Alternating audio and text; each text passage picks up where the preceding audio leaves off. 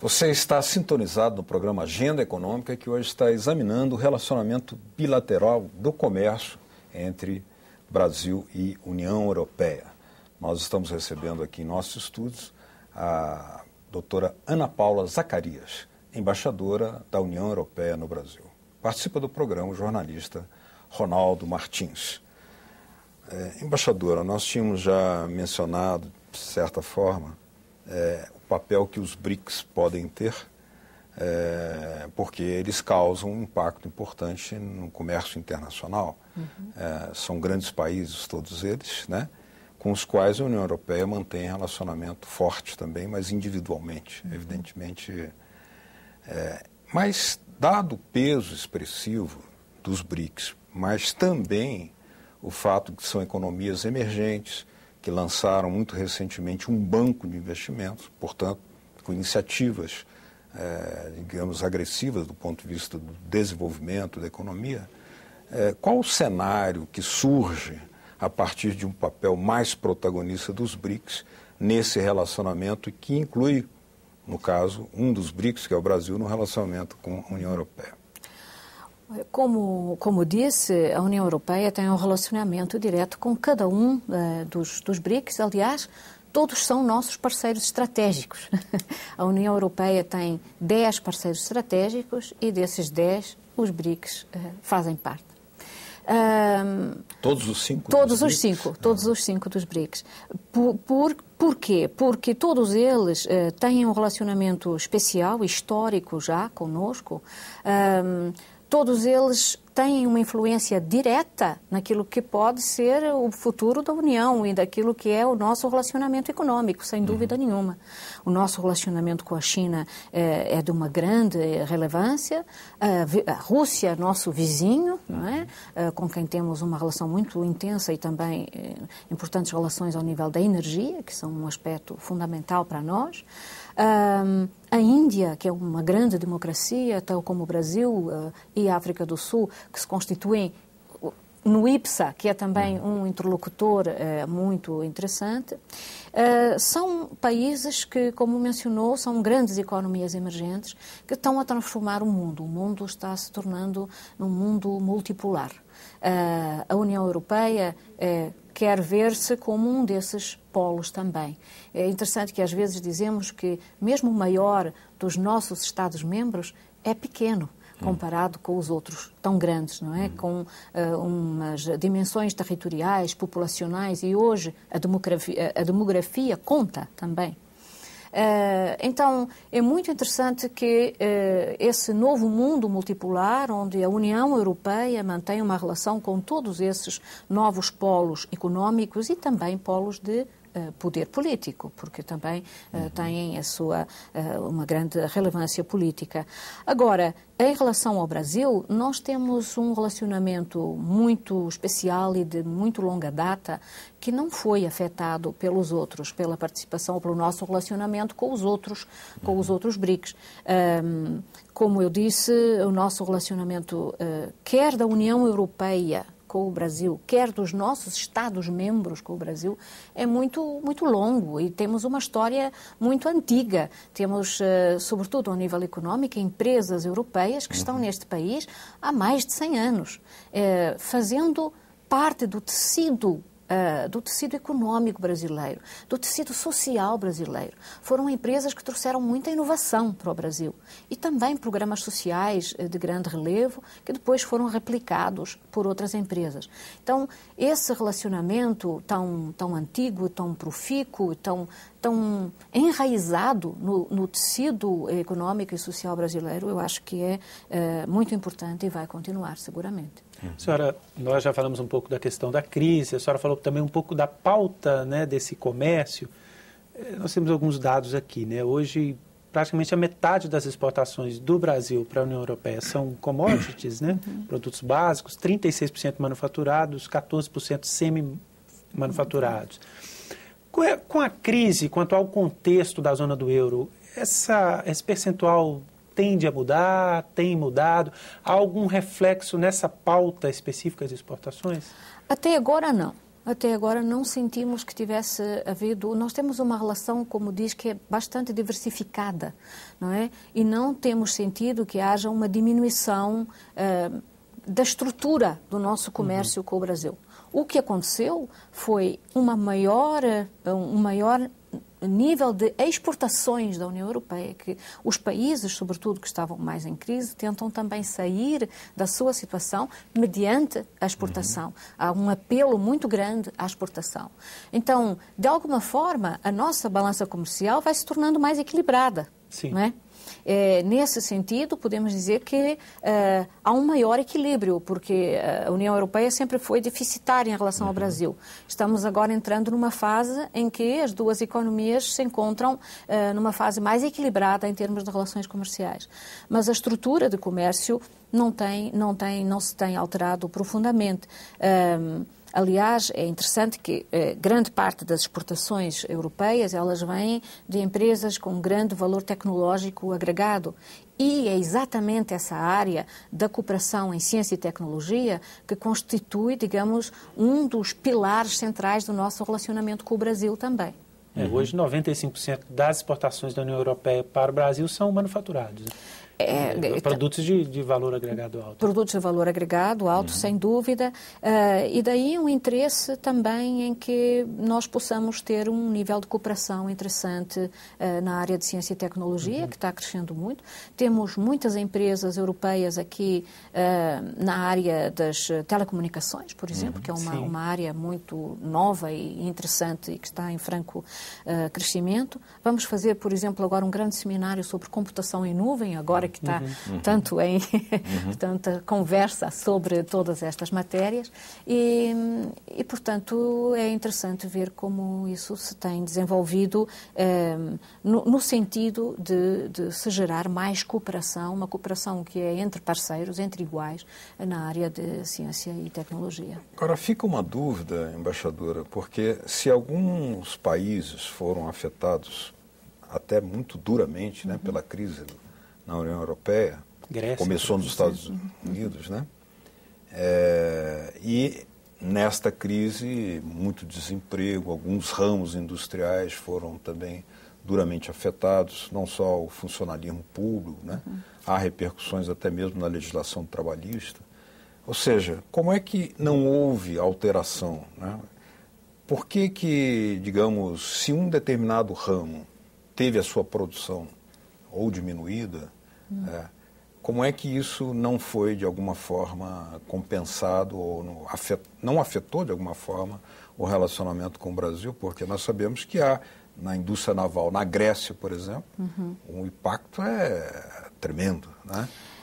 Mas áreas industriais, áreas agrícolas também, da Espanha, Portugal, inclusive. É verdade, mas no fundo a nossa pauta de importação agrícola do Brasil, ela é muito específica. A gente importa soja, importa farelo de soja, importa café, importa etanol. Esses são os grandes núcleos de importação agrícola para a União Europeia. E aí, digamos que não há competição do nosso lado, né? Na área agrícola não há aí não há competição. Na área industrial é maior essa competição, sem dúvida nenhuma. E sobretudo no momento em que as empresas europeias tentam também fazer um esforço adicional, como eu dizia, de exportar para crescer, para gerar emprego, para exatamente sair da crise. Então, essa exportação de produtos industriais veio, de alguma forma, trazer eu não diria que há uma grande alteração da estrutura, mas de alguma forma nós acabamos por equilibrar a balança comercial mais em favor agora da União Europeia, tornando as nossas relações mais equilibradas de alguma forma. Basicamente seria isso. Parece enigmático, né? Que no momento em que a crise está a afetar especialmente a União Europeia, é quando se equilibra a balança entre os dois países, ou seja, por um lado, favorecendo a União favorecendo de alguma forma a União Europeia, porque se importa um pouco menos, né? Se importa um pouco menos, se exporta um pouco mais e aí se equilibra. Eu queria que a senhora falasse quão relevante é o fluxo de mão de obra entre esses dois blocos, né? A gente vive hoje no Brasil, por exemplo, a discussão que a sociedade toda faz desse programa Mais Médicos, né? Que tem importado profissionais de várias partes do mundo, inclusive da Europa, mas a gente percebe aqui no Brasil também uma necessidade de mão de obra de capacitação mais alta, qualificada, por exemplo, na área do petróleo. E ao contrário do que já aconteceu, e se eu estiver enganado, a senhora me corrija, o crescimento da exportação de mão de obra brasileira para a Europa é menor do que a importação, né? Qual que é a relevância hoje desse fluxo de mão de obra, sobretudo da Europa para o Brasil? Ele tem vindo a crescer, sem dúvida, e sobretudo de pessoal qualificado, como falou, engenheiros, médicos, profissionais da área das telecomunicações, gente com especializações variadas que acaba encontrando aqui no Brasil nichos de mercado que são muito interessantes para a sua realização profissional. Isso é importante para os países europeus, sobretudo aqueles que estão mais afetados ou que foram mais afetados pela crise, mas é importante também para o Brasil, porque recebe esse fluxo, esse ingresso de gente altamente qualificada, não é? Tristemente, eu diria que alguns dos países da União Europeia que neste momento têm o mais alto índice de mão de obra qualificada, nunca houve um índice tão elevado de mão de obra, são aqueles que estão afetados mais pela crise do desemprego e, portanto, têm um núcleo de gente jovem com uma formação académica e técnica extraordinária e que pode, efetivamente, procurar outros locais para exercer o seu trabalho. Eu acho que neste momento isso é muito interessante, é importante. Estamos discutindo também, país por país, questões relacionadas com vistos, com facilitação de vistos, com possibilidade de haver maior abertura e menos burocracia nesse relacionamento. Sabemos que isso às vezes também traz ao lume a defesa dos interesses, enfim, das ordens ou dos cooperativos, não é? Corporativos, chamemos assim. Né? Os grupos profissionais organizados. A gente soube dessa história, por exemplo, a gente já teve isso quando foi aquela famosa crise dos dentistas que iam para Portugal. Que era o fluxo contrário, né? Dentistas brasileiros, né? Hoje agora, os médicos vindo. Né? Exatamente. E que encontram, às vezes, alguma resistência, que é natural, não é? Somos todos humanos, temos que entender essas coisas.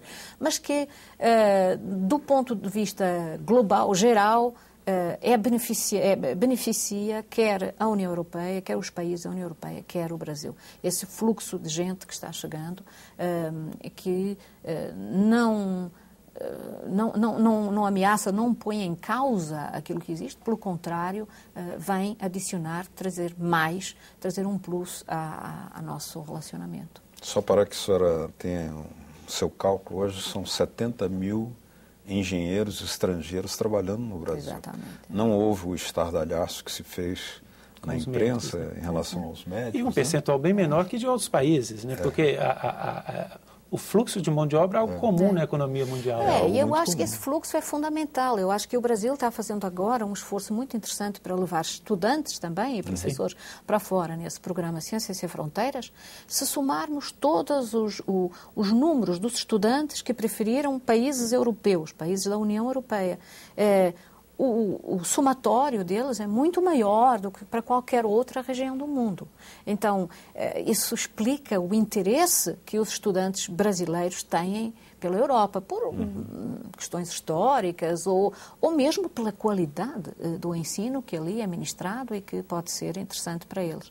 Por outro lado, também, porque já existia e continua existindo um programa europeu que se chama o Erasmus Mundus.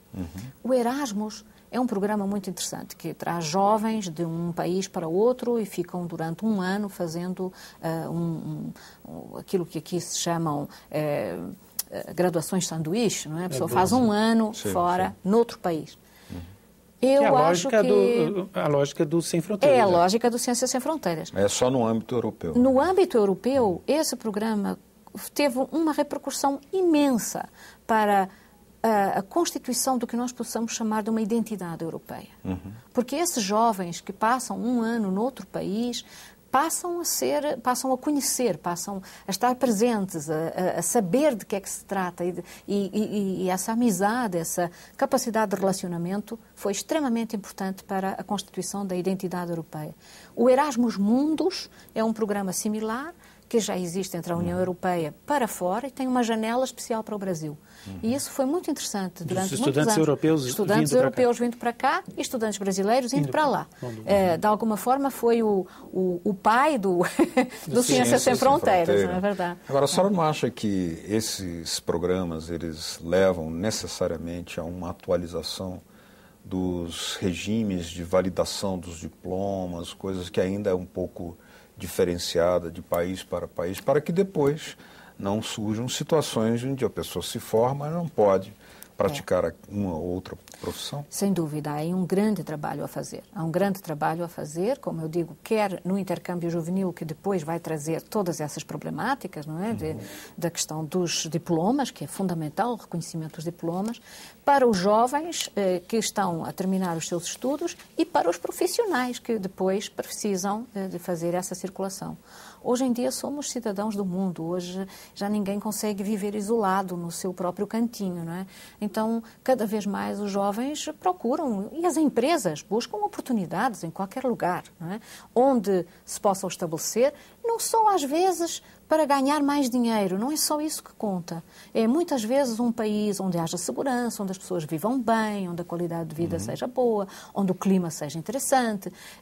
Tudo isso joga, não é? Numa mobilidade que hoje é imensa e que não se compadece com esses problemas de que se é reconhecido ou não é reconhecido o diploma. Isso tem que ser...